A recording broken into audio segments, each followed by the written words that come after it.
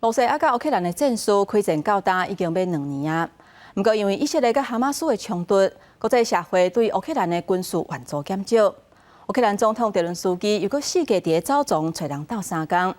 不过，即马煞是表出乌克兰的国防部有高赞加钱，套用国防经费4000万的美金，差不多是代表12亿4000万。目前这个官员已经互抓起来啊。 战车一直开炮，为俄乌战争开炮已经满一冬10个月，双方伫里沙互相有输赢。俄罗斯讲对乌克兰发动真济个攻击，伫乌东库皮扬斯克甲扎波罗热的战线，甲乌克兰36架无人机拍落来，佮拿走6架飞弹。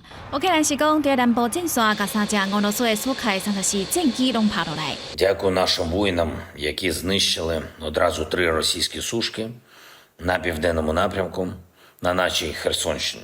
Результат наших повітряних сил та безпосередньо Одеської зенітної ракетної бригади. 这是伫以下冲突之下，强要看袂到国际社会对乌克兰的军事支援，互乌克兰总统泽伦斯基真侪个发言，寻求欧美国家继续军援，嘛去各国会谈要求支援。乌克兰寻求国外的军事援助资金的时阵，对政府表出高赞俄西国防经费的见效代。